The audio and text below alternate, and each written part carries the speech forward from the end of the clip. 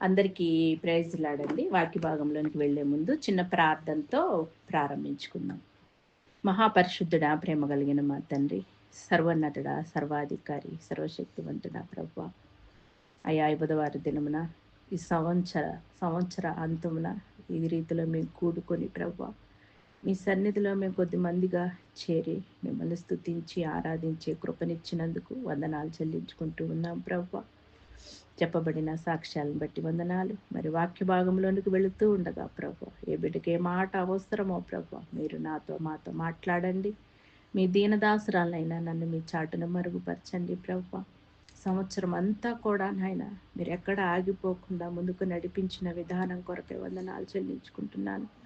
అర్హత లేదు, ఎన్నిక లేదు ప్రభు, అయినప్పటికీ నీ ప్రభు మీరు పేరు పెట్టి పిలుచుకొని మీ సేవలో ముందుకు నడిపిస్తూ ఉన్న విధానం కొరకే వందనాలు చెల్లించుకుంటూ ఈ వాక్య పరిచర్య అంతట్లో తోడుగా ఉండి మీ ఆత్మను అభిషేకించి ప్రభు మాతో మాట్లాడమని ప్రభు నీ బంగారు హస్తాలకు మమ్మల్ని అందరినీ అప్పగించుకుంటూ ఉన్నాం నాయన. ముఖ్యంగా ప్రభు ఈ సంవత్సరం అంతా కాపాడిన మా ప్రభు 2026 సంవత్సరంలో ఒక నూతన క్రియను ప్రభు మా కుటుంబాల్లో, మా జీవితాల్లో రక్షణ అనే నూతన క్రియను అయ్యా కుటుంబాల్లో జరిగించి మీ నామానికి మహిమ గంట తెచ్చుకోమని వేడుకుంటూ ముందున్న సమయం అంతటిని దీవెనకరంగా చేయమని యేసయ్య పరిశుద్ధ నామంలో ప్రార్థించి అడిగి వేడుకుంటూ ఉన్నాం మా పరమ తండ్రి, ఆమేన్. అందరికీ ప్రైజ్లాడండి. మరి ఈరోజు మనం ధ్యానం చేసుకోబోయే అంశం, నూతన సంవత్సరంలోనికి మనం ప్రవేశించబోతూ ఉన్నాం కదా.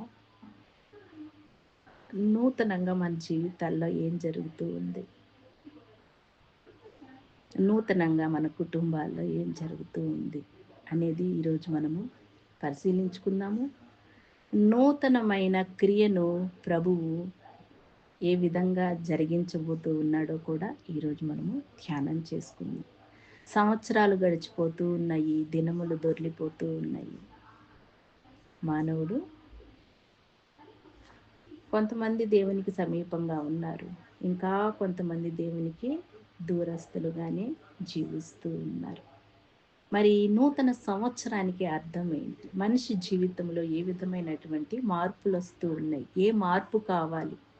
లోకానుసారమైనటువంటి మార్ప, శారీరకమైనటువంటి మార్ప, ఆత్మానుసారమైనటువంటి మార్ప?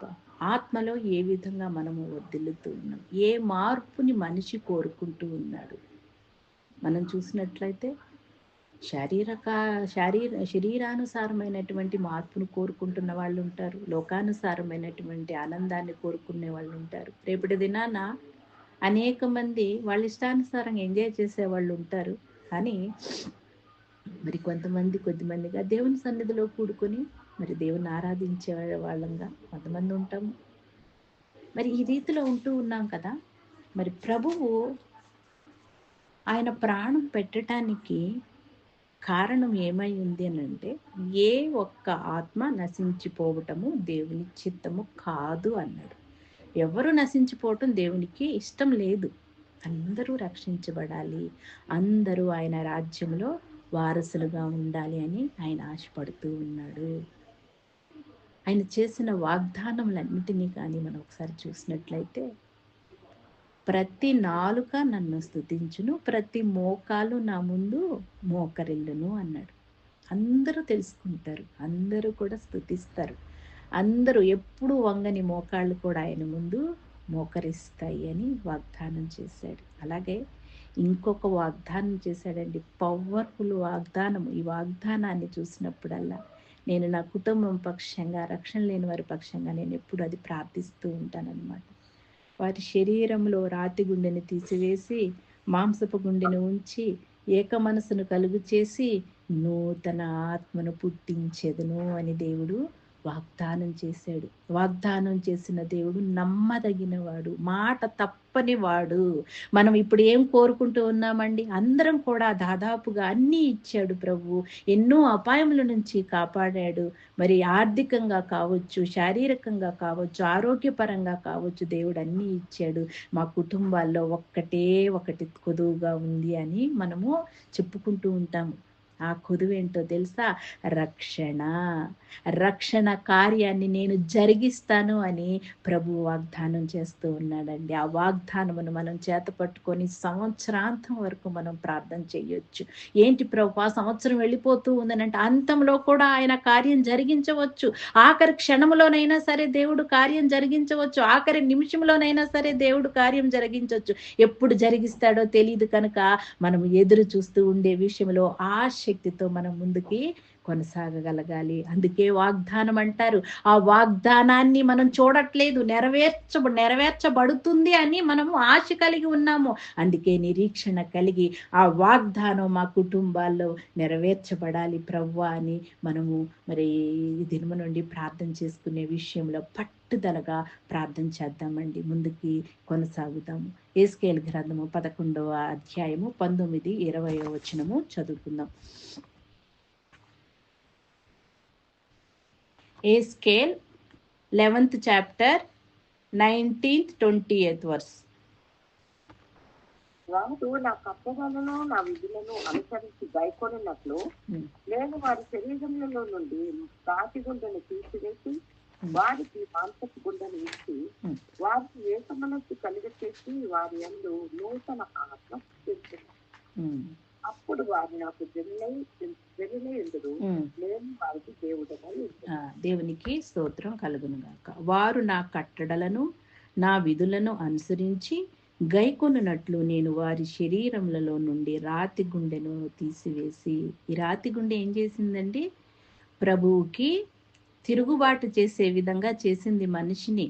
రాతి గుండెతోటి జీవిస్తూ ఉన్నారు అని అంటే ఏంటి అని అంటే, ప్రభువుకి తిరుగుబాటు చేసే విధంగా, తిరగబడే విధంగా ఆ గుండె మరి ఎదురు తిరుగుతూ ఉందన్నమాట ప్రభువుకి. ప్రభువుని సృష్టికర్తని మర్చిపోయినటువంటి విధానము ఇశ్రాయేలీయుల విషయంలో మనం చూసినట్లయితే అనేక మార్లు వారు తప్పిపోయారు. అనేక మార్లు ఆ తప్పుని వారు తెలుసుకొని పశ్చాత్తాపడి దేవుని సన్నిధిలోనికి వచ్చారు. మరలా తప్పిపోయినటువంటి స్థితి.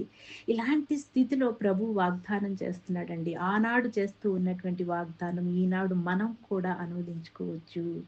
మన జీవితాల్లో కూడా, మన కుటుంబాల్లో కూడా ఆయన కార్యం జరిగిస్తానని వాగ్దానం చేస్తూ ఉన్నాడు. ఆయన విధులను అనుసరించే విధంగా, ఆయన కట్టడలను అనుసరించే విధంగా, గైకొనే విధంగా వారి శరీరంలో నుండి ఆ రాతి గుండెను తీసివేసి మాంసపు గుండెని ఇచ్చి అని అంటూ ఉన్నాడు. ఆ గుండె, రాతి గుండె మాంసపు గుండెగా ఎలా మారుతుంది? పరిస్థితుల ద్వారానే మారాలండి. మనం మార్చగలమా? మెత్తటి హృదయంగా మనం మార్చలేము. మనం చేసేటటువంటి ప్రార్థన ద్వారా మన ప్రభు ఆ కార్యము జరిగిస్తానంటూ ఉన్నాడు. దేవుడు చేస్తానన్నాడు కదా అని మనం మౌనంగా ఉండలేం కదా. మనం ఏం చేయాలి? ప్రార్థించాలి. ఈ వాగ్దానమును చేత పట్టుకొని మనం ప్రార్థించాలి. ప్రభువా, నువ్వు అన్నావు కదా నాయన, వారి శరీరముల నుండి రాతి గుండెని తీసివేసి మాంసపు గుండెని ఇస్తానని వాగ్దానం చేశావు కదా ప్రభువా. ఆ గుండె మెత్తని చేయండి ప్రభువా. ఆ హృదయాన్ని సున్నితపరచండి ప్రభువా. దున్నండి ప్రభువా. ఎన్నడూ దున్నని భూమి ఎలా ఉంటదండి? గట్టిగా రాళ్లతోటి, తుప్పలతోటి, ముళ్ళతోటి నిండుకుపోయి ఉంటది. దాంట్లో ఏమి విత్తనాలు వేసినా పండది. ఇంకా అలాంటి ఆ హృదయాల్లో అది దున్నబడాలి. మెత్తటి మాంసపు హృదయాలుగా హృదయం మారాలి అని అంటే ఇది దేవుడు కార్యమును జరిగించాలి. ఆ కార్యము జరిగించాలి అని అంటే ఆయన చేసిన వాగ్దానము మనకు ఆయన ఆల్రెడీ ఇచ్చున్నాడు కనుక ఆ వాగ్దానమును చేత పట్టుకొని ఆయన సన్నిధిలోనికి వెళ్ళి గోజాడటమే. ప్రభువా, నువ్వు చేస్తానన్నావు, ఓ కార్యము జరిగించండి ప్రభువా అని మనం ప్రార్థించడానికి ఈరోజు దేవుడి వాక్యాన్ని చూపించాడండి. ఈ వాక్యం ద్వారా నడిపించటం మీ చిత్తం ప్రభు అని ప్రార్థిస్తూ ఉన్నప్పుడు నూతనమైన సంవత్సరంలోనికి మీరు అందరూ ప్రవేశిస్తూ ఉన్నారు కదా. నూతనంగా జీవితాల్లో ఏం జరిగింది? ఏం జరుగుతుంది? నూతనంగా ఏం కావాలని మీరు ఆశిస్తూ ఉన్నారు? ఆ నూతన కార్యం కొరకు నువ్వు ఏం చేస్తున్నావు అని ప్రభు ఈరోజు వాక్యాన్ని చూపించడం జరిగిందండి. వారికి మాంసపు గుండెని ఇచ్చి వారికి ఏక మనసును కలుగు చేసి వారి యందు నూతన ఆత్మను పుట్టింతును. అప్పుడు వారు నాకు జనులై యుందురు, నేను వారికి దేవుడునై యుందును. అంటే ఇప్పుడు ఆయన జనులుగా లేరు. జనులు అనేక మంది ఆయన్ని దేవుడుగా కలిగి లేరు. రాళ్లకో రప్పలకో పుట్టలకో మరి వాళ్ళు ఆరాధించుకుంటున్నటువంటి పరిస్థితుల్లో అనేక మంది ఉంటూ ఉన్నారు. అందరినీ కూడా విడిపిస్తానని దేవుడు వాగ్దానం చేస్తున్నాడండి. ప్రతి ఒక్కరూ కూడా ఆయన సన్నిధికి రావాల్సిందే. మనము నిరీక్షణ కలిగి విశ్వాసముతోటి మనము ఆత్మీయాత్రలో ముందు కొనసాగాలి. దేవుడు ఖచ్చితంగా ఆ కార్యమును జరిగించి మన కనులు చూసే విధంగా, ఆ సాక్ష్యాన్ని పలికే విధంగా దేవుడు అక్కడ నిలబెడతాడు. ప్రతి కుటుంబంలో ఈ కార్యము జరగాల్సిందే. ఆమేన్, ప్రైజ్ ది లార్డ్. ప్రభు ఇచ్చినటువంటి వాగ్దానము అటువంటిది. ఎక్కడా కూడా మనం నిరాశపడటానికి వీల్లేదు, ఎక్కడా కూడా మనం నిరుత్సాహపడటానికి వీల్లేదు, సమస్య వైపు మనం చూడటానికి వీల్లేదు. ఎవరి వైపు చూడాలి? ఇప్పుడు దేవుని వైపే చూడాలి. ప్రభువా, నన్ను మార్చుకున్నావు, నేనే స్థితిలో ఉన్నానో అలాంటి నన్ను నువ్వు మార్చుకున్నావు కదా, అదే స్థితిలో ఉన్నటువంటి నా కుటుంబ సభ్యులను కూడా నువ్వు మార్చాలి. నువ్వు మార్చాలి. నువ్వు మార్చుటకు సమర్థవంతుడివి, శక్తివంతుడివి ప్రభువా. ఏ విధంగా మారుస్తావు నాకైతే తెలీదు, కానీ నువ్వు మారుస్తావని నేను నమ్ముతున్నానయ్యా. హృదయాలను మెత్తని చేయండి ప్రభువా.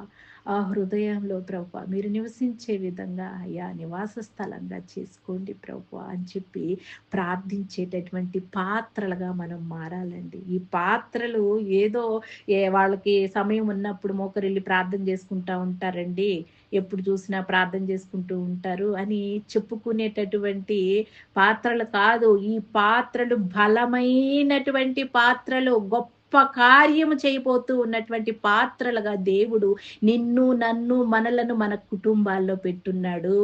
నా కుటుంబంలో నన్ను పెట్టాడు, మీ కుటుంబాల్లో మిమ్మల్ని పెట్టాడు. మనం చేయాల్సినటువంటి పని ఏంటో తెలుసా? మోకరిల్లి దేవుని సన్నిధిలో ఆయన పాదాలు పట్టుకొని పెనుగులాడటమే. అయ్యా కార్యం జరిగించు ప్రభువా, కార్యం జరిగించు ప్రభువా. రక్షణే కదా నేను అడుగుతున్నాను ప్రభువా. ఇద్దరు దొంగల మధ్య మిమ్మల్ని సిలువ వేసినప్పుడు ప్రభువా నాయన పశ్చాత్తాపడినటువంటి ఆ దొంగను కూడా రక్షించి మీతో పాటు పరదేశంలో చేర్చుకున్నావు కదా. మరి అలాంటిది నాయన నా కుటుంబంలో కూడా ప్రభువా నాయన పశ్చాత్తాప హృదయాన్ని కలిగించండి అయ్యా. పశ్చాత్తాప హృదయం కలిగించండి ప్రభువా. హృదయాన్ని మెత్తన చేయండి అయ్యా, సున్నితపరచండి ప్రభువా అని ప్రార్థించాల్సినటువంటి భారము, బాధ్యత మనము కలిగి ఉన్నాము. అవునా కాదా అండి? మనము కలిగి ఉన్నాము. అట్టి బాధ్యతను దేవుడు మనకి ఇచ్చాడు. మనం పొందుకున్న రక్షణ మనల్ని మౌనంగా ఉండనిస్తూ ఉందా? దేవుని యొక్క సహవాసంలో మనం పొందుకున్న సమాధానం మనల్ని మౌనంగా ఉండనిస్తూ ఉందా? అగ్నిలా రగిలిస్తా ఉంది కదా. బాధ, వేదన, భారము, దుఃఖము ప్రభువా, నశించిపోతున్నటువంటి ఆత్మల కొరకు ఆయన సన్నిధిలో మోకరిల్లి ఎన్ని మార్లు మనము కన్నీళ్ళు విడిచామో కదా. ఎందుకంటే మనం రక్షించబడ్డాం కదా. ఎవరో రక్షించబడకపోతే మనకేంటి అని చెప్పి మనం అనుకునే స్థితిలో మనల్ని నిలబెట్టలేదు ప్రభు.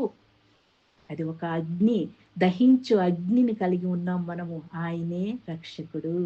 ఆ రక్షణ అనేక మందికి మరి కలగాలి అని ప్రభువు నిన్ను, నన్ను, మనల్ని ఒక పాత్రలుగా ఎన్నుకొని ఈ భూమి మీద మోకరింపచేసి ప్రార్థింపచేస్తూ ఉన్నాడండి. మన కుటుంబంలోనే కాదు, మనం చేస్తున్న ప్రార్థన మనకు తెలిసిన వాళ్ళు, తెలియని వాళ్ళు అనేక మందిలో రక్షణ కలిగే విధంగా దేవుడు కార్యము చేయబోతూ ఉన్నాడు. ఆమేన్. అందుకొరకు నువ్వు, నేను, మనము ఎలా సిద్ధంగా ఉన్నాము, సిద్ధపాటు కలిగి ఉండాలి.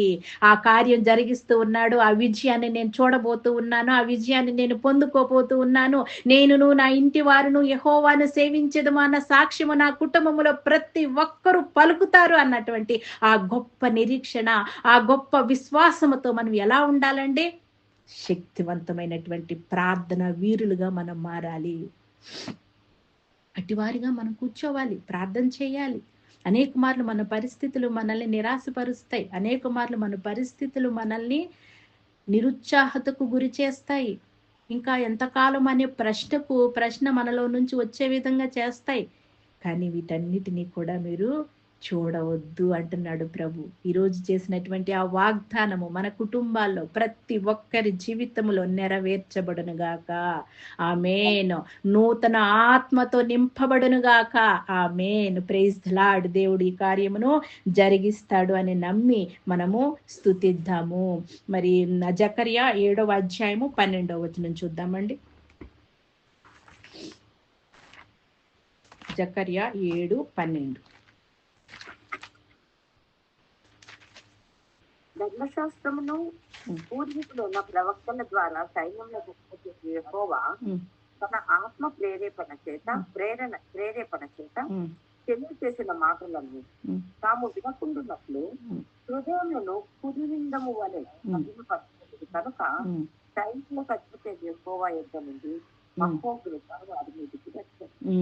వాళ్ళ హృదయాలనంట ఎలా చేసుకున్నారు? కఠినమైనటువంటి రాతి గుండెను అనేదాన్ని ఇక్కడ జకర్యా గారు ఇక్కడ వర్ణిస్తూ ఉన్నారు. ఏ విధంగానంటే వారంట జకర్యా 7th chapter 12th verse. జకర్యా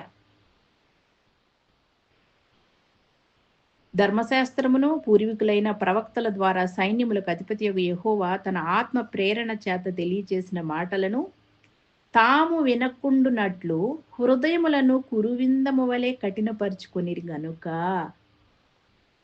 ఇప్పుడు ఆ గుండె రాతి గుండె లాంటి ఆ స్వభావం కలిగినటువంటి ఆ వ్యక్తిపైకి అక్కడ మరి ఏం రాబోతూ ఉందో కూడా చూస్తూ ఉన్నాడండి. ఏమండి, మరి శ్రమలు లేకుండానే మనము రక్షణలో కొనసాగుతూ ఉన్నామా? శ్రమల ద్వారానే కొనసాగుతూ ఉన్నాము. ఒక పొలంలో ఒక పంట పండాలి అని అంటే అది దున్నబడాలి. ఆ పంట చక్కగా ఫలించాలి అని అంటే అందులో వచ్చినటువంటి కలుపు మొక్కలన్నిటినీ కూడా తీసివేయాలి. మరి జంతువులు, దొంగలు ఆ పంట పొలంలో పడి నాశనం చేయకుండా చుట్టూ కంచి వేసుకోవాలి కదండి. వీటన్నిటినీ చేయటానికి ఒట్టి ఆ యొక్క మెట్ట పొలంలో పోయి విత్తనాలు చల్లుతాడా రైతు? చల్లడు కదా. దానిని మెత్తన చేసి దానిలో నీళ్లు పోసి విత్తనాలేసి కావలి కాసి కలుపు తీసి దాని దగ్గర మరి కావలి కాస్తూ పంట వచ్చినప్పుడు దానిని కోసి దాని ఫలాన్ని పొందుకుంటాడు. మరి ఈ హృదయాన్ని కూడా కురివిందం వలె చేసుకున్నారంట. దేవుని యొక్క మాటలు వినకుండా, ధర్మశాస్త్రమును కూడా పట్టించుకోకుండా కురివిందం చేసుకుని ఆ హృదయాన్ని ఎలా చేసుకున్నారు అంటే రాతి గుండిగా చేసుకున్నారంట. వాళ్ళ మీదకి దేవుని యొక్క మహా ఉగ్రత రాబోతూ ఉంది అని దేవుని వాక్యం ఇక్కడ సెలవిస్తూ ఉంది. ఎందుకు వస్తుంది ఈ ఉగ్రత? నాశనం చేయటానికా చెప్పండి? కాదండి, దేవుని రక్షణలోనికి నడిపించటానికి. దేవుని రక్షణలోనికి నడిపించటానికి, ఆ హృదయం మెత్తన చేయబడటానికి కొన్ని శ్రమల ద్వారా నడిపించాల్సిందే, తప్పదు. కొన్ని పరిస్థితుల ద్వారానే కొంతమంది దేవుని వైపు చూస్తారు, తప్పదు. వినటానికి ఇష్టం లేనటువంటి ఆ చెవులు ఆ రోజు వింటాయి దేవుని మాటలు. ప్రార్థన చేయటానికి ఇష్టం లేని ఆ నోరు ఆ రోజు మోకరించి స్తోత్రమయ్యా స్తోత్రమయ్యా స్తోత్రమయ్యా అని స్తుతిస్తాయి నోర్లు. నిజంగా ఆయన నశింపు చేయాలి అని అనుకుంటే అసలు ఆయన రక్షణే ఇవ్వడు కదా. ఆయన మహా ఉగ్రత వస్తుంది అని ఇక్కడ జకర్యా గారు మాట్లాడుతూ ఉన్నారు. ఆ ఉగ్రతలో మరి ఎంతమంది వండి ఇప్పుడు రక్షించబడినటువంటి మనం కూడా కొంతమంది ఆ శ్రమలకి వీటికి తాళలేక విశ్వాసంలో బ్యాక్ స్టెప్ వేస్తూ ఉంటారు చాలా మంది. ఎంతో మందిని చూస్తుంటాం కదా. అంతెందుకండి, నాకు తెలిసిన వాళ్ళు కూడా, మా అమ్మగారు కూడా శ్రమలకు తాళలేక, కుటుంబ పరిస్థితులకు తాళలేక తప్పిపోయారు. మరి గుడి కట్టి విగ్రహారాధన చేస్తూ అనేక మందిని విగ్రహారాధనకు ప్రేరేపిస్తూ ఉన్నారు. అది ఎంతో బాధాకరంగా ఉంటుంది. కానీ రక్షించబడినటువంటి మనము స్ట్రాంగ్గా ఉండాల్సినటువంటి పరిస్థితిని అక్కడ తెలియపరుస్తుంది. నీ కుటుంబంలో శ్రమ వచ్చినా కష్టం వచ్చినా నువ్వు నిలబడగలగాలి. నువ్వు నిలబడగలగాలి. ఆత్మను రక్షించేటటువంటి విషయంలో నువ్వు నిలబడగలగాలి. ఒకవేళ నీకు గాయమైనా సరే నువ్వు నిలబడగలగాలి. నిన్ను నన్ను రక్షణలోనికి నడిపించటానికి మన ప్రభువు కూడా గాయపడ్డాడు. రక్తాన్ని ప్రాణాన్ని ధారపోసాడంట. ధారపోయటం అంటే ఏంటంటే నీళ్ళని తీసుకొని ఇలా పోస్తే ఎలా ఉంటది, అవి కింద పడిపోతూ ఉంటాయి. ధారపోసాడంట. అట్టి రీతిగా త్యాగం చేయాల్సినటువంటి స్థితిలో మనం కూడా ఉన్నాము. అది దేవునికి మహిమ, అది దేవునికి ఘనత. అట్టి ఆత్మీయ జీవితాన్ని దేవుడు మనకిచ్చి, నువ్వు నార్మల్ స్త్రీవి కాదు, నువ్వు జ్ఞానవంతురాలుగా నీ ఇంటిని కట్టుకోవటం, ఈ లోకం చూడాలి, నీ కుటుంబం చూడాలి, నీతోనున్న కుటుంబ సభ్యులు చూడాలి అని చెప్పి నిన్ను ఒక ఆయన గొప్ప పాత్రగా మలిచి మన కుటుంబాల్లో పెట్టాడు. ఇంకెలా ఉండాలండి మనము? ఎక్స్ట్రాడినరీగా ఉండాలి, బలవంతులుగా ఉండాలి, శక్తివంతమైన వారంగా ఉండాలి. ప్రతిదానికి భయపడాల్సినటువంటి అవసరం లేదు, ప్రతిదానికి కృంగిపోవాల్సిన అవసరం లేదు. పరిస్థితులు చూస్తూ ఉన్నప్పుడు మారా అనేటటువంటి భయం మనకు రావాల్సిన అవసరమే లేదు. ఎందుకో చెప్పనా? ఆ ఉన్న సందర్భాన్ని బట్టి, ఆ ఉన్న సమయాన్ని బట్టి ఆయన ఎప్పుడు మారుస్తాడో మనకే తెలియదు. మార్చేస్తాడు. ఇలా కూడా చేయగలడా దేవుడు అనే విధంగా దేవుడు మార్చి మన కళ్ళ ముందు గొప్ప సాక్ష్యాన్ని ఉంచుతాడు. ప్రతి కుటుంబంలో మారని వాళ్ళు ఉన్నారు, ప్రతి కుటుంబంలో మారిన వాళ్ళు ఉన్నారు. అట్టి రీతిలో ఉండకుండా మారినటువంటి ప్రతి కుటుంబాన్ని కూడా ఆయన దర్శించి పొలాన్ని దున్నిన విధంగా దున్ని పంటను వేసి పండించబోతూ ఉన్నాడు. ఆ పంటలో అందరం కూడా ఫలం ఇచ్చేటటువంటి వారంగా ఉంటాము. నువ్వు, నేను, మన యొక్క కుటుంబ సభ్యులు అందరూ కూడా దేవుని కొరకు ఫలించే వారంగా మనము ఉంటాము. రావాలి, ఆయన కోపం రావాలి, ఆయన మనల్ని హెచ్చరించాలి, దండించాలి. అప్పుడే మరి మనం ఆత్మీయ స్థితి మెరుగుపడుతుంది. మనకి ఎవరు కావాలి, ఏం కావాలో మనం అర్థం చేసుకుంటాము. అనారోగ్యం వస్తే ఏ వ్యాధికి ఏ డాక్టర్ కావాలోనని మనం వెతుక్కుంటున్నాం కదండి. ఇప్పుడు ఏ డాక్టర్ దగ్గరికంటే ఆ డాక్టర్ దగ్గరికి వెళ్ళట్లేదు. ఇప్పుడు ఏం చేస్తున్నామనంటే ఏ వ్యాధికి ఏ డాక్టర్ అవసరమోనని వెతుక్కొని ఆ డాక్టర్ దగ్గరికే వెళ్తున్నాము. మరి రక్షణకి ఎవరు అవసరము అనేది తెలుసుకొని, అయ్యా నువ్వే దిక్కు అనే విధంగా దేవుడు చేయబోతూ ఉన్నాడు.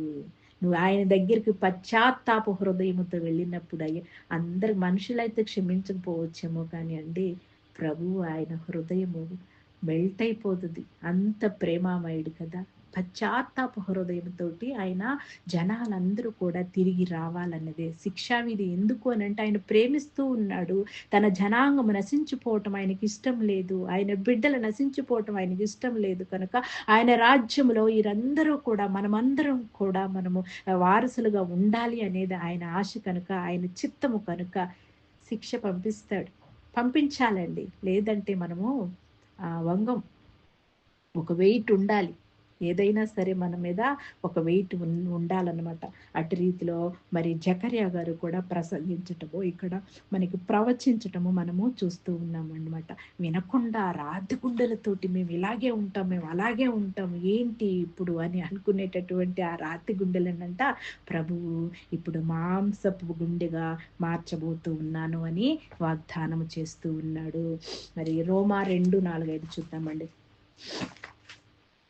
రోమా 2nd chapter 4-5.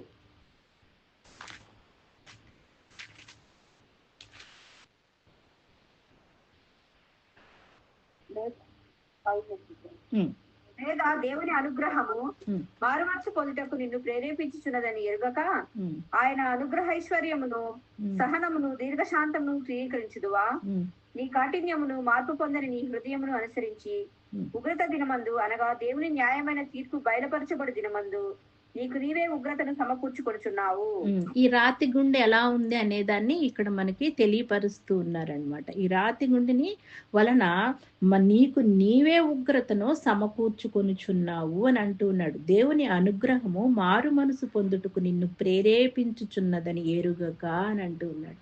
దేవుడు మరి చూస్తూ ఉన్నాడు, మౌనంగా ఉన్నాడు. ఆయన ప్రేమిస్తాడులే, ఆయన ఏం చెయ్యలే, ఆయన దయామయుడు కదా అని అనుకుంటూ ఆయన చూపిస్తూ ఉన్నటువంటి అనుగ్రహాన్ని మరి పొందకుండా ఉన్నటువంటి వారి యొక్క పరిస్థితిని ఇక్కడ మనకి తెలియపరుస్తూ ఉన్నారనమాట. నీ కాఠిన్యమును మార్పు పొందని నీ హృదయమును అనుసరించి ఉగ్రత దినమందు, అనగా దేవుని న్యాయమైన తీర్పు బయలుపరచబడు దినమందు నీకు నీవే ఉగ్రతను సమకూర్చుకొంచున్నావు అని ఇక్కడ హెచ్చరించడం జరుగుతూ ఉందండి. హెచ్చరికలు. నువ్వు ఇటువంటి హృదయముతో నువ్వు ఉండటానికి వీల్లేదు.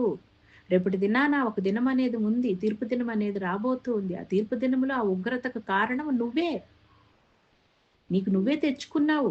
దేవుడు ముందుగానే అనేక మార్లు ఆయన ప్రవక్తలను పంపించాడు, ధర్మశాస్త్రం ద్వారా బోధించాడు, పాస్టర్స్ ద్వారా బోధించాడు. ఆయనే ఈ లోకానికి వచ్చి ఆయన రక్షణ కార్యమును జరిగించటానికి ప్రాణం పెట్టాడు. అన్నిటినీ కూడా ఆయన చేశాడు. కానీ నువ్వే నిర్లక్ష్యం చేసావు కనుక తీర్పు దినం ఒకటి ఉంది, అది మరి నీకు తీర్పు రాబోతూ ఉంది అనేది హెచ్చరిస్తూ ఉన్నాడు. చూడండి ఎంత చక్కగా ముందుగా ఆ హృదయాన్ని మలుచుకోమని హెచ్చరించడం జరుగుతూ ఉంది.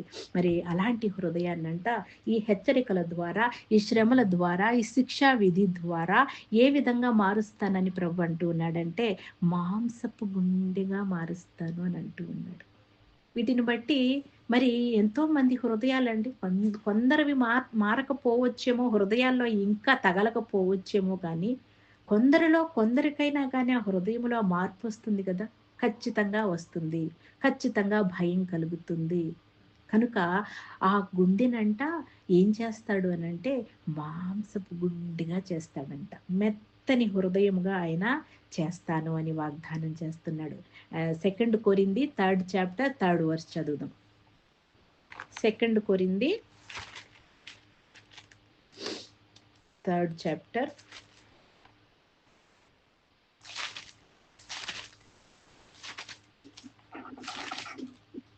రాతి పలకల మీద గాని శిరాతో గాని వ్రాయబడక మెత్తని హృదయములు అను పలక మీద జీవం గల దేవుని ఆత్మతో మీ పరిచర్య మూలంగా వ్రాయబడిన క్రీస్తు పత్రికై ఉన్నారని మీరు తేటపరచబడుచున్నారు.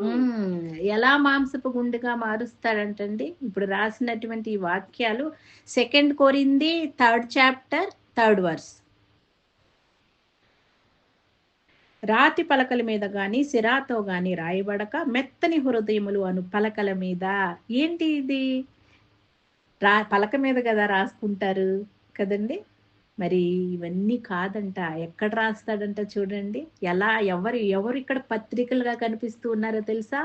నువ్వు నేను మారినటువంటి ఆ హృదయాలు పత్రికలుగా కనపడుతూ ఉన్నారు. ఆమేన్, ప్రైజ్ ద లార్డ్. ఇలాంటి హృదయాలుగా దేవుడు మారుస్తాను అని వాగ్దానం చేస్తూ ఉన్నాడు. ఇదే కదండి మనం కావాలని కోరుకుంటున్నాము. ఇలాగే కదండి మన వాళ్ళు మారాలని మనం అనుకుంటూ ఉన్నాము. ఇలాగ ఈ పత్రికలుగా మనం మారి ఉన్నట్లయితే మన కుటుంబ సభ్యులు కూడా అదే పత్రికలుగా కనపడతారు అన్నటువంటి విశ్వాసముతోటి పోరాటం చెయ్యాలి, ప్రార్థన పోరాటం చెయ్యాలి, ఆశ విడువక ప్రార్థన పోరాటం చెయ్యాలి. ఎందుకంటే ప్రభు యందు ప్రయాస ఎప్పటికీ వ్యర్థము కానే కాదు. అది వాగ్దానం అండి, మనకు దేవుడు చేసినటువంటి వాగ్దానం. దేవుని సన్నిధిలో నువ్వు కారుస్తూ ఉన్నటువంటి కన్నీరు, దేవుని సన్నిధిలో నువ్వు చేస్తూ ఉన్నటువంటి ఆ ప్రార్థన, దేవుని కొరకు నువ్వు నిలబడిన విధానము, దేవుని కొరకు నువ్వు చేస్తూ ఉన్నటువంటి పని ఏదైనా సరే అది వ్యర్థము కానే కాదు. నువ్వు దేవుని సన్నిధిలో ఎవరినైతే ఎత్తి పట్టుకుని నువ్వు ప్రార్థిస్తూ ఉన్నావో వారి జీవితాల్లో దేవుడు కార్యం చేయబోతూ ఉన్నాడు. ఆమేన్, ప్రైజ్ ద లార్డ్. మరి ఈ యొక్క విశ్వాసముతోటి, ఇట్టి నిరీక్షణతోటి మనం నూతన సంవత్సరంలోనికి ప్రవేశిద్దాము. నూతన సంవత్సరంలో నూతన కార్యములను మన కళ్ళతో చూసే విధంగా ప్రార్థన కొనసాగిద్దాము. విజయము ఇచ్చేటటువంటి ఆ తండ్రి ముందు మనం ఎలా నిలబడాలో తెలుసా? బలా మంచి దాసుడా అని దేవుడు మెచ్చుకునే విధంగా మనము నిలబడగలగాలి. అదే ఇక్కడ మరి కొరింథీయులకు రాసిన పత్రికలో ఆయన వివరిస్తున్నాడండి. రాతి పలకల మీద గాని సిరాతో గాని రాయబడక మెత్తని హృదయములను పలకల మీద జీవము గల దేవుని ఆత్మతో మా పరిచర్య మూలంగా రాయబడిన క్రీస్తు పత్రిక ఉన్నారని మీరు తేటపరచబడుచున్నారు. Praise the Lord. పౌలు గారు ఎంత జ్ఞానవంతంగా రాస్తూ ఉన్నాడో చూడండి. ఆయన క్రీస్తు పత్రిక అయి ఉన్నారని మీరు తేటపరచబడుచున్నారు. మనమండి ఆయన చెప్తున్నాడు ఏంటో తెలుసా? మనల్ని క్రీస్తు పత్రికలతో పోలుస్తూ ఉన్నాడు. అంటే ఏంటో తెలుసా? ఈ వాక్యము మనలో కనిపిస్తుంది, ఈ వాక్యము మన ప్రవర్తనలో కనిపిస్తుంది, ఈ వాక్యము మన నడతలో కనిపిస్తూ ఉంది. అంటే వాక్యంగా ఉన్నాము అంటే క్రీస్తుతో మనం బ్రతుకుతూ ఉన్నాము. ఇక బ్రతుకుట నేను కాదు, నాలో ఉన్న క్రీస్తేను జీవిస్తూ ఉన్నాడని పౌలు గారు చెప్పినట్లుగా మనం కూడా అలా ఉన్నామంట. ఈ హృదయాలు మెత్తన చేయబడి హృదయంలో ఏమవుతుందంటే ఈ వాక్యాలు ముద్రించబడతాయి. లేచినా, కూర్చున్నా, నిలబడినా, శ్రమందు, కష్టమందు, సంతోషమందు, ప్రతి సమయములో అసమయమందు కూడా మనము ఆ వాక్యాన్ని ధ్యానిస్తాం. వాక్యం ద్వారా దేవుని సన్నిధిలో ప్రార్థిస్తాం, వాక్యం ద్వారా దేవుని స్తుతిస్తాము, ఈ వాక్యాన్ని ఆధారం చేసుకుంటాము, వాక్యం అనే ఆత్మ ఖడ్గాన్ని చేత పట్టుకుంటాము, శత్రువు పైన యుద్ధం చేయటానికి సిద్ధపడతాము. కుటుంబ సభ్యుల్లోనండి ఒకళ్ళ మీద ఒకళ్ళకి ప్రేమ కలిగే విధంగా, ప్రభువా నువ్వు ప్రేమామూర్తివి కదా నాయన, నీ ప్రేమ మరి నాలో చూపించవు, అదే ప్రేమ కుటుంబాల్లో కూడా మా అందరిలో కూడా కనపడాలి ప్రభువా, క్రీస్తుగా మారాలి ప్రభువా. కుటుంబ వ్యవస్థని దేవుడు ఎంతగానో ఆనాడు ప్రేమించాడు కదండి. ఆ కుటుంబ వ్యవస్థలో ఈ దినాల సమాధానం లేదు, శాంతి లేదు, నెమ్మది లేదు. అట్టి కుటుంబ వ్యవస్థల్లో మనం కూడా ఏమవుతాం తెలుసా? పత్రికలుగా మారిపోతాము. మనం క్రీస్తులా మారిపోతాము, క్రీస్తు ప్రేమను చూపించేటటువంటి వారంగా మారిపోతాము. అప్పుడు కుటుంబంలో కూడా మార్పు మనము చూడగలుగుతాము. లేదా అవునా కాదండి? ఈ యొక్క అనుభవంలోనికి దేవుడు మనల్ని ఎంతమందిని నడిపించాడు? మనలందరినీ కూడా నడిపిస్తూనే ఉన్నాడు. మన ఓర్పు, మన సహనము, మన ప్రేమ, మనం తగ్గించుకునే విధానము, మన విధేయత కుటుంబంలో ఉన్న సభ్యుల్లో కూడా మార్పును చూపిస్తూ ఉంటుంది. ఎందుకో తెలుసా? క్రీస్తు పత్రికగా నువ్వు తేటపరచబడుచు ఉన్నావు. ఇది మాంసపు గుండె. ఈ మాంసపు గుండె ఒకప్పుడు రాతి గుండెగా ఉండింది, ఇప్పుడు మాంసపు గుండెగా మారి ఆ యొక్క వాక్యాలను హృదయం అనే పలక మీద ముద్రించుకొని ఎవ్వరు చెరపలేరు. పలక మీద రాస్తే చెరిగిపోతాయేమో, పేపర్ మీద రాస్తే చించేస్తారేమో, కానీ ఈ హృదయంలో రాసుకున్నటువంటి ఆ యొక్క వాక్యాల ద్వారా క్రీస్తు పత్రికగా మనము మారిపోయాము. ఆమేన్. దేవునికి స్తోత్రం కలుగును గాక. అట్టి రీతిలో మనల్ని మార్చిన దేవుడు మరి శరీరంలో రాతి గుండెతో ఉన్నటువంటి వారిని ఆయన మార్చలేడా? ఒకప్పుడు నేను కూడా రాతి గుండెతోనే జీవించాను. మరి ఈ రోజు నా హృదయం ఎలా ఉంది? మెత్తని హృదయం అయిపోయింది, వాక్యముతోటి నింపబడుతూ ఉంది, వాక్యాన్ని ప్రకటించాలనేటటువంటి అగ్ని నాలో రగులుతూ ఉంది, దేవుని సేవ చేయాలనేటటువంటి ఆలోచన నన్ను మౌనంగా ఉండనీయట్లేదు. దేవుని పని చేయాలి, దేవుని కొరకు నిలబడాలి, నశించిపోతున్న ఆత్మల కొరకు కన్నీటి భారం కలిగి ప్రార్థన చేయాలి. రగిలిస్తుందండి. మరి ఆనాడు యేసు ప్రభు వారు కూడా అట్టి రీతిలోనే కదా ప్రాణం ధారపోశారు. ఆయన అత్యున్నతమైన సింహాసనాన్ని విడిచిపెట్టి ఈ లోకానికి వచ్చాడు అని అంటే ఆయనలో కూడా ఆ భారం ఉంది, ఆ వేదన ఉంది, ఆ దుఃఖం ఉంది మనల్ని బట్టి. మరి ఈరోజు ఆయన పత్రికలుగా మరి దేవుడు మారుస్తానంటూ ఉన్నాడు. రాతి గుండెతో జీవిస్తూ ఉన్నటువంటి ప్రతి ఒక్క హృదయాన్ని ఆయన కదిలిస్తానని వాగ్దానం చేస్తూ ఉన్నాడు. ఎలా మారుస్తానని వాగ్దానం చేస్తున్నాడో తెలుసా? మాంసపు గుండెగా మారుస్తానని అంటూ ఉన్నాడు. ఆ మాంసపు గుండె వచ్చిన తర్వాత ఆ విశ్వాసి ఎలా మారుతారని అంటే క్రీస్తు పత్రికలుగా తేటపరచబడతారు. మనలో వాక్యం చూస్తారు, వారిలో వాక్యం చూస్తారు, కుటుంబంలో వాక్యం చూస్తారు, కుటుంబంలో క్రీస్తును చూస్తారు. అట్టి రీతిలో మనం కూడా ప్రార్థించాల్సినటువంటి బాధ్యతను మనము కలిగి ఉన్నాము. ఇంకొక మాట కూడా మరి ఆ వాక్యంలో చెప్పారు కదండి ఎస్కేల్ గారు, మరి మాంసపు గుండెనిచ్చి ఏక మనసును కూడా కలుగు చేస్తాను అని వాగ్దానం చేశారు. ఏక మనసు అండి. కుటుంబాల్లో ఏక మనసు కలిగి ఉండట్లేదు. ఈ యొక్క మెత్తని హృదయం ఏం చేస్తుందని అంటే దేవునికి మొదటగా లోబట్టం చూస్తూ ఉన్నాము, దేవుని యొక్క పత్రికలుగా మార్చబట్టం చూస్తూ ఉన్నాము. అలాగే దేవుని సేవలో, కుటుంబంలో, సంఘములో, సమాజంలో మరి ఏక మనస్సు కలిగి కొనసాగే విధంగా దేవుడు చేస్తాను అని వాగ్దానం చేస్తూ ఉన్నాడండి. మరి యాక్ట్స్ 4th chapter 32 verse.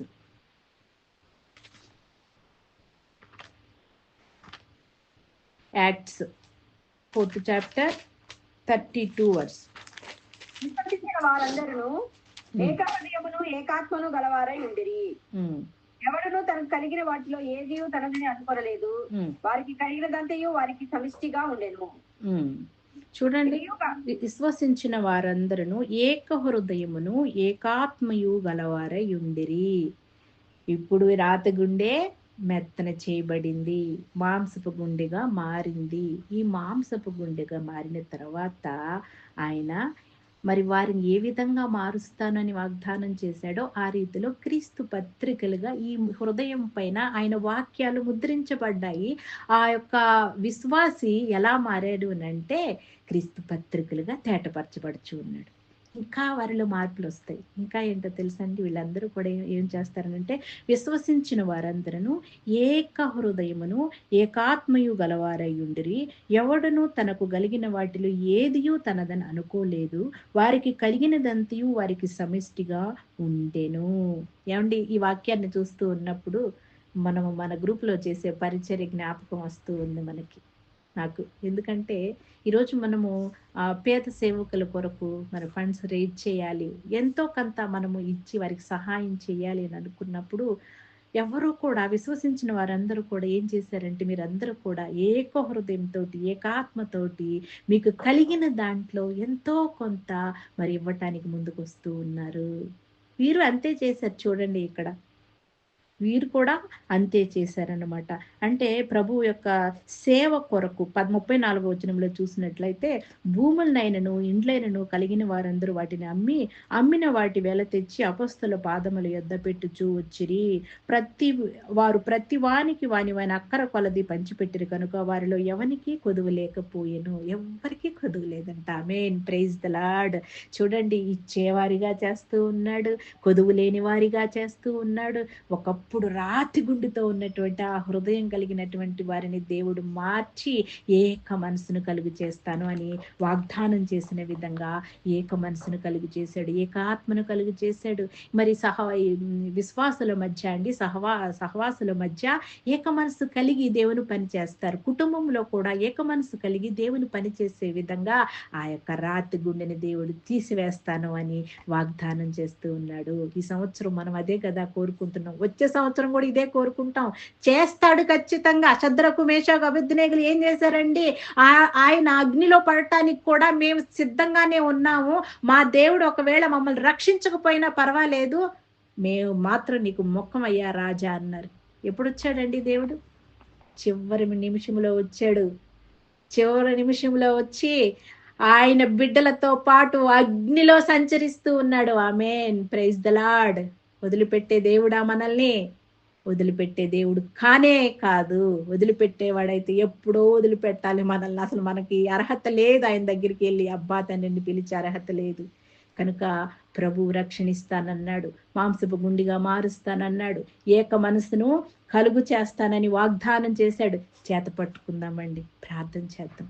ఆయన కాలంలో ఆయన సమయంలో ఆయన చేస్తాడు. మనకెందుకు తొందర? మనం చేయాల్సింది ప్రార్థనే.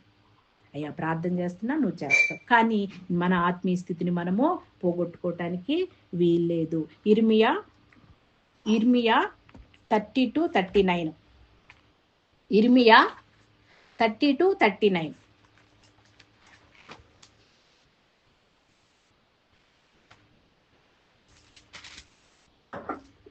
మరియు వారికి వారి కుమారులకును మేలు కలుగుటే వారు నిత్యము నాకు భయపడినట్లు నేను వారికి ఏక హృదయమును ఏక మార్గమును దయచేయుదును. మరియు వారికిని వారి కుమారులకును, ఎవరికండి? మనకెను మన సంతానానికి కూడా మేలు కలుగుటకై అంట వారు నిత్యము దేవునికి భయపడినట్లుగా నేను వాళ్ళందరికీ కూడా ఏక హృదయము కలుగు చేస్తాను, ఏక మార్గమును కలుగు చేస్తానంటూ ఉన్నాడు. ఆమేన్, ప్రైజ్ ద లార్డ్. ఎంత ఆనందంగా ఉందో కదండి. నిజంగా దేవుని వాగ్దానము ఎంత గొప్పదో ఇక్కడ చూస్తూ ఉంటే. అన్ని చేస్తానంటూ ఉన్నాడు. ఏదో అరాకొరగా చేసేసి వదిలిపెట్టే దేవుడు కాదు. ఇశ్రాయేలీలని తీసుకొని వచ్చాడు ప్రభు ఆ దేశంలో నుంచి. ఎర్ర సముద్రం ఎదురొచ్చింది, ఎరుకో గోడలు ఎదురొచ్చినాయి, యోర్దాను నది ఎదురొచ్చింది, కానీ ఎక్కడా కూడా విడిచిపెట్టలేదు. చూడండి, ప్రారంభించిన దేవుడు ముగించే వరకు మనం చేపట్టుకొని నడిపిస్తాడు. నువ్వు ఉన్నావా లేదా ఆయన చేపట్టుకొని? మనం చేపట్టుకుని ఉన్నట్లయితే మరి మన ముందున్నటువంటి ఎర్ర సముద్రాలను దాటిస్తాడు, ఎరుకో గోడలను పగలగొట్టే విధంగా చేస్తాడు, యోర్దాను నదిని దాటే విధంగా చేస్తాడు. నువ్వు చేసినటువంటి ఆ ప్రార్థన ద్వారా ఆకాశముల సూర్య చంద్రులు నిలిచిపోయే విధంగా కూడా ఆయన చేయగలడు. ఆమేన్, ప్రైజ్ ద లార్డ్. ఎరుకో గోడల మీద నంటండి 12 రథాలు వెళ్ళేటటువంటి పెద్ద గోడ అంట. 12 రథాలు. రథం అంటే ఇంత రథం కాదు కదా, ఇంత పెద్ద పెద్ద రథాలు ఉంటాయి. అట్టి గోడని విశ్వాసముతో ప్రార్థన చేస్తే దేవుడు తునాతునకలుగా చేసేసాడు. ఆ ముక్కలు ముక్కలుగా ఆ గోడ పడిపోవటం జరిగింది. ఆక్రమించుకున్నారు విశ్వాసులు. విడిచిపెట్టాడా? విడిచిపెట్టలేదు. నమ్మకముతో విశ్వాసముతో కొనసాగినటువంటి వారిని ఆయన వాగ్దానం చేసిన కనాను దేశంలోనికి ప్రవేశింపచేశాడు. Praise the Lord. ఈ రోజు మన జీవితంలో చేసినటువంటి యొక్క వాగ్దానాలను కూడా ఆయన నెరవేర్చటానికి సమర్థుడు. నమ్మి స్తుతిద్దాము, నమ్మి ఆనందిద్దాము, నమ్మి దేవుని సన్నిధిలో ముందుకి కొనసాగుదాము. మన జీవితాల్లో ఎన్నున్నా ఏది ఇచ్చినా కానీ ఆనందం రానటువంటి మన జీవితాల్లో మన కుటుంబాల్లో ఒక్కరు మారినా సరే మనం ఆనందిస్తాము. అది ఆయనకి తెలుసు. అదే ఆయనకు కావాలి. దేవునికి కూడా అదే కావాలి. నేను శారీరకంగా భౌతికంగా ఆయన ఆశీర్వదిస్తూ ఉన్నప్పుడు ఆత్మీయంగా ఎందుకు ఆశీర్వదించడు? మనమే గట్టిగా ఆయన పట్టుకోవాలి. పట్టుకున్నటువంటి వాళ్ళు ఎంతో మంది వెనక్కి తిరిగి వెళ్ళిపోతున్నారు. కానీ ఆ స్థితిలో దేవుడు మనల్ని నిలబెట్టలేదు. అందును బట్టి దేవుని స్తుతించాలి. కష్టమైన, శ్రమైన, అనారోగ్య పరిస్థితి అయినా నువ్వే కావాలి ప్రభువా, చావైనా బ్రతుకైనా నువ్వే కావాలి ప్రభువా అని ఆయన వెంట వెళ్ళే విధంగా మనల్ని మార్చుకున్నాడు. అవునా కాదండి? ఎన్నో మార్లు ఇలాంటి ఈ ప్రార్థన ఎంతమంది చేసి ఉంటారు? నేను ఎన్నో మార్లు ఈ ప్రార్థన చేస్తాను. ప్రభువా, చావైనా బ్రతికైనా నువ్వే ప్రభు, నన్ను విడిచిపెట్టొద్దయ్యా, నన్ను విడిచిపెట్టొద్దు, నేను నిన్ను విడిచిపెట్టకుండా ఉండే మనసు నాకు ఈ ప్రభు అని ప్రార్థించే విధంగా దేవుడు సహాయం చేశారు. ఇప్పుడు ఏక మనసును కలిగి చేస్తానన్నాడు. తర్వాత ఇంకేం చేస్తానన్నాడండి? ఆత్మను, ఆది కాండంలో దేవుని ఆత్మను కోల్పోయారు నరుడు. దేవుని ఆత్మను కోల్పోయి మరణాన్ని తెచ్చుకున్నాడు కదండి. ఇప్పుడు ఇక్కడ వాగ్దానం చేస్తున్నాడు. దేవుడు నూతన ఆత్మనిస్తానంటున్నాడు. మళ్ళీ మనిషి ఆత్మీయంగా చనిపోయాడు. ఒకప్పుడు దేవునికి దూరంగా పారిపోయి రక్షణ లేకుండా వారికి నూతన ఆత్మను పుట్టిస్తాను అని వాగ్దానం చేస్తూ ఉన్నాడండి. ఇదే కదా మనం కోరుకుంటున్నాము. ప్రభువా, నూతనమైనటువంటి సంవత్సరంలోనికి మేము ప్రవేశిస్తూ ఉన్నాం కదా. నూతనమైన ఆత్మలతో అనేక మంది మరలా మీ సన్నిధిలో నిలబడాలి ప్రభువా. నూతనమైన ఆత్మలతో నింపబడాలి ప్రభువా. ఇదే మన ప్రార్థన. యేసుక్రీస్తు వారు జన్మించారని సంవత్సరం మనము క్రిస్మస్ జరుపుకుంటూ ఉంటాము. ఆయన యొక్క జన్మ ఒక కారణము అనేక మంది నూతనంగా మరలా జన్మించాలని. ఆ జన్మ కొరకు మనం ప్రార్థించాలి. నూతనమైన ఆత్మ కొరకు మనము ప్రార్థించే వారంగా ఉండాలి. కీర్తన 51, bhajan 51 10th verse. Bhajan 51 10th verse.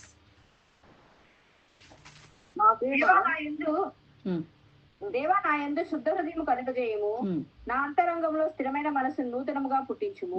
Praise the Lord. ఇక్కడ చూడండి, ఇక్కడ ఈయన పశ్చాత్తాప ప్రార్థన చేస్తున్నాడు దావీదు గారు. ఈ ప్రార్థన విన్నప్పుడు నిజంగా ఎంతగా రోధించుంటాడా, ఎంతగా పశ్చాత్తాప హృదయం కలిగిందా దావీదు గారిలో.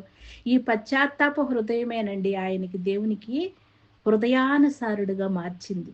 ఇదే కావాలని ప్రభు కోరుకుంటున్నాడండి. అందరిలో కూడా తప్పులు అందరం చేస్తాము, కానీ అది తప్పని ఒప్పుకొని ఎప్పుడైతే విడిచిపెడతామో, పశ్చాత్తాప హృదయం దేవునితో కొనసాగుతామో, అది దేవునికి ఇష్టము.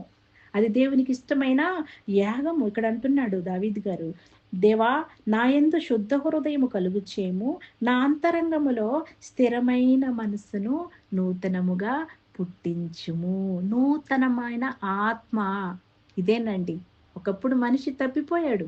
ఒకప్పుడు మనిషిలో దేవుని ఆత్మ లేదు. ఈరోజు దేవుని ఆత్మతో మనం నడిపించబడుతూ ఉన్నాము.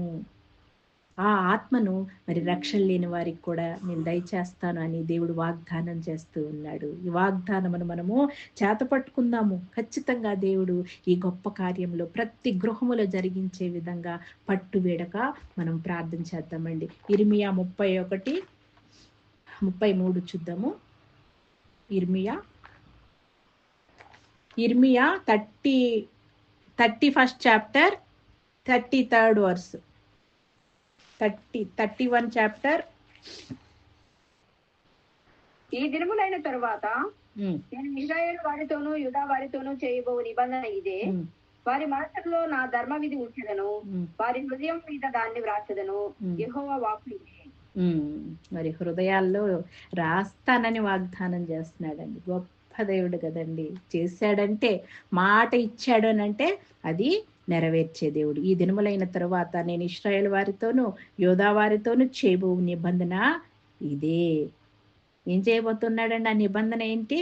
వారి మనసులలో నా ధర్మ విధిని ఉంచెదను, వారి హృదయం మీద దాన్ని రాసెదను. ఇదే యెహోవా వాక్కు. ఆమేన్. దేవునికి స్తోత్రం కలుగును గాక. ఈ రాతి గుండెని తీసివేసి మాంసపు గుండెని ఉంచి ఏక మనసును కలుగు చేసి నూతన ఆత్మను పుట్టిస్తున్నటువంటి ఆ దేవుడు విశ్వాసుల హృదయాల్లో దాన్ని రాస్తానంటూ ఉన్నాడు. చూడండి, రాస్తాను అసలు అంటూ ఉన్నాడు. అది ఎవ్వరు చెరపలేని విధంగా రాస్తాడు. ఆయన పత్రికలుగా కనిపిస్తారు. ఆయన పత్రికలుగా ఈ లోకంలో జీవిస్తారు. అట్టి గొప్ప భాగ్యాన్ని దేవుడు ఇవ్వబోతూ ఉన్నాడు. మన కుటుంబాల్లో ఇవ్వబోతూ ఉన్నాడు. నమ్మి దేవుని స్తుతిద్దాము, నమ్మి దేవుని సన్నిధిలో ప్రార్థిద్దాము, పొందుకుందాము. అనేక మందిని ప్రోత్సహించే వారంగా, మాదిరికరంగా ఉండే వారంగా మనము ముందుకు వెళదాము. పరిస్థితులు మనల్ని ఎంకరేజ్ చేయకపోవచ్చు, కానీ నీ దేవుడు, మన దేవుడు మనల్ని ఎంకరేజ్ చేస్తూ ఉన్నాడు. ఈ రోజు సంవత్సరాలు గడిచిపోతున్నాయి ప్రభువా, దినములు దొర్లిపోతూ ఉన్నాయి, కానీ ఎక్కడ వేసిన గొంగళ అక్కడ ఉన్నట్లుగా ఉంది. నా హృదయం వేదంతో ఉంది, నా హృదయం భారంతో ఉంది, దుఃఖంతో ఉందని అనుకుంటున్నావేమో. ఈ రోజు ఏం చేస్తానని చెప్పాడో అది చేయటానికి ప్రభు సిద్ధంగా ఉన్నాడు. ఆమేన్. Praise the Lord. దేవుడు ఆ రాతి గుండెలను తీసివేసి మాంసపు గుండెను ఉంచి ఏక మనసును కలుగు చేసి నూతన ఆత్మను పుట్టిస్తానని వాగ్దానం చేశాడు. ఈ ఒక్క మాటలో చెప్పినటువంటి ఆ వాగ్దానంలో ఎన్నో ఉన్నాయి. ఏ విధంగా తీసుకొస్తాడో మనకు తెలియదు, ఏ విధంగా దున్నుతాడో మనకు తెలియదు, కానీ తీసుకొస్తాను అని అంటే తీసుకొస్తాడు. అది మరి దేవుడు వాగ్దానము. దేవుడు చేసిన వాగ్దానమును నెరవేర్చుటకు సమర్థుడు. మనం అందరం కూడా నమ్ముతున్నాం కదండి. ఆమేన్. Praise the Lord. ఆమేన్. హల్లెలూయా. మరి అట్టి వాగ్దానమును చేత పట్టుకుని మనము ఆత్మీయ యాత్రలో ముందుకి కొనసాగుదాం. హెజ్కేల్ 18th చాప్టర్ 31 వర్స్ 31. మీరు జరిగించిన ఆత్మక్రియలన్నిటినీ విడిచి నూతన హృదయం నూతన బుద్ధి ఇచ్చుకోండి. ఇశ్రాయేలులారా, మీరెందుకు మరణం నొందుదురు? ఇదే ప్రభువు యెహోవా వాక్కు. ఇది కూడా చదవమ్మా. మరణము నొందువాడు మరణం నొందుని బట్టి నేను సంతోషించువాడను కావున మీరు మనసు త్రిప్పుకొనిడి, అప్పుడు మీరు బ్రతుకుతురు. ఇదే ప్రభువు యెహోవా వాక్కు. నేను సంతోషించేటటువంటి వాడిని కాదు అని అంటూ ఉన్నాడు. నిజంగా ఆయనకి మనం అంటే ఎంత ప్రేమో చూడండి, ఎంత ప్రేమిస్తూ ఉన్నాడు. మీరు జరిగించిన అక్రమ క్రియలన్నిటిని విడిచి నూతన హృదయమును నూతన బుద్ధియు తెచ్చుకొనుడి. ఇశ్రాయేలులారా, మీరు ఎందుకు మరణం నొందుదురు? ఎందుకు మీరు అనవసరంగా పాపం చేసి నాకు దూరంగా వెళ్ళిపోయి మరి చనిపోతారు? మరణము నొందువాడు మరణము నొందుని బట్టి నేను సంతోషించువాడను కాను. ప్రభు మారితేనే సంతోషిస్తాడు. ప్రభు మారితేనే, అక్కడ ఆయన జనాంగం మారి ఆయన సన్నిధికి వెళ్తేనే ఆయన సంతోషిస్తాడు. పరలోకములో దూతలు సంతోషిస్తారు కదండి. సో మరి ఆయనకు అంటున్నాడు, నేను సంతోషించువాడని కాదు అని అంటూ, కావున మీరు మనస్సు త్రిప్పుకొనుడి అని అంటూ ఉన్నాడు. ఈ యొక్క వాక్యాలన్నీ కూడా మనం చూసినట్లయితే ఇవి చదువుతూ ఉన్నప్పుడు మనకు అనిపిస్తుంది కదండి, ఒకప్పుడు మన యొక్క జీవితం ఎలాగుంది, ఇప్పుడు ఇది చదువుతూ ఉన్నప్పుడు ఉన్న జీవితం ఎలాగుందో కదా. ప్రభువా, నిజమే కదా నాయన, ఇలాంటి పరిస్థితికి మమ్మల్ని నడిపించు. ఇంకా అడుగుతూ ఉంటాం ఇంకొక మాట, ఇంకా ఏమైనా తప్పిదాలు పొరపాట్లు ఉంటే క్షమించు ప్రభు అని అడుగుతూ ఉంటాం. అవునా కదండి? ఇప్పటికి కూడా అడుగుతూ ఉంటాం. మన యొక్క మార్పు జరుగుతూ ఉన్న కొద్దీ మన హృదయము ఇంకా దున్నపడతా ఉంటుంది, ఇంకా మరి అందులో మెత్తన హృదయముగా మారిపోతూ ఉంటాము. మన కొరకే కాదు, అనేక మంది కొరకు ప్రార్థించే వారంగా దేవుడు మనల్ని అక్కడ నిలబెడుతూ ఉంటారు. 36th chapter 26th verse. Ezekiel 36th chapter 26th verse.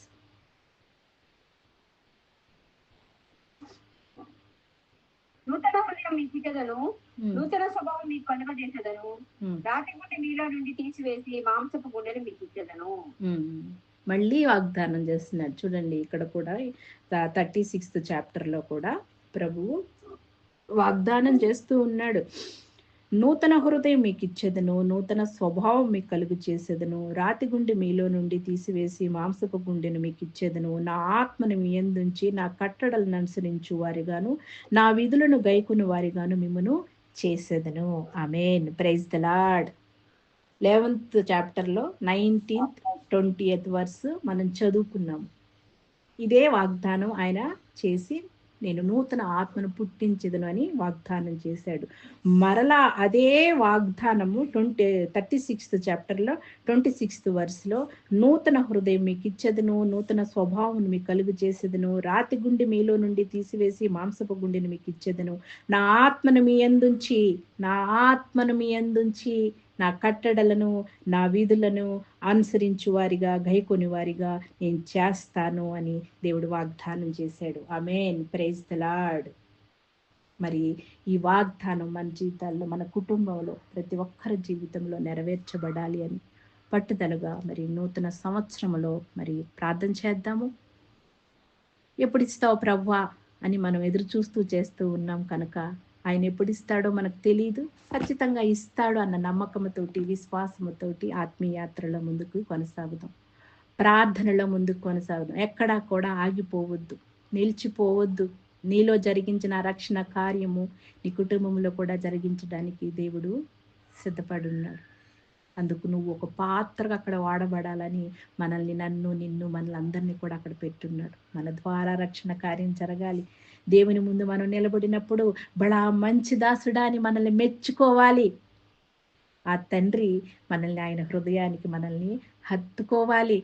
ఎంత ఆనందమో కదండి. ఆయన సన్నిధిలో కన్నీరుండదంట, దుఃఖం ఉండదంట. మరి అట్టి సన్నిధిలోనికి మనం మాత్రమే కాదు కానీ కుటుంబాలుగా మనం ఆయన సన్నిధిలో నిలబడే గొప్ప భాగ్యము, ధన్యత మనందరికీ దేవుడు ఇచ్చే విధంగా మనం మనకిచ్చినటువంటి ఆత్మీయ జీవితంలో మనము పోరాటం ముందుకు కొనసాగిద్దామండి. దేవుడు మనకిచ్చిన ఆయుధము ప్రార్థన అనే ఆయుధాన్ని ఇచ్చాడు. ఆ ఆయుధానికి పదును పెట్టాలి. దాన్ని ఎక్కడ పడేయొద్దు, ఆగిపోవద్దు. ఎప్పటికప్పుడు దేవుని సన్నిధిలో మోకరెళ్ళి ప్రార్థన చేసుకుంటూ ఉన్నప్పుడు నీ హృదయానికి, నా హృదయానికి, మన హృదయాలకు నెమ్మది, నిరీక్షణ, ధైర్యము ఇవ్వటమే కాకుండా కుటుంబంలో ఉన్న పరిస్థితులన్నీ మారటం మన కళ్ళు చూస్తాయి. ఎంత ఆనందమో కదా అప్పుడు.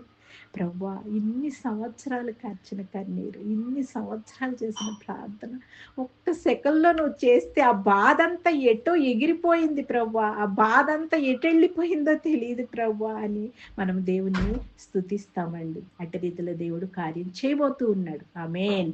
మనము అందుకొరకు ప్రార్థన చేసుకుందాం. దేవునికి స్తోత్రం కలుగును గాక. దేవుడు నాకు ఇచ్చిన ఈ తరుణాన్ని బట్టి స్తుతిస్తూ ఉన్నాను. దేవుడి వాక్యమును దీవించి మనందరి జీవితాలలో ఫలింపచేయును గాక. ఆమేన్.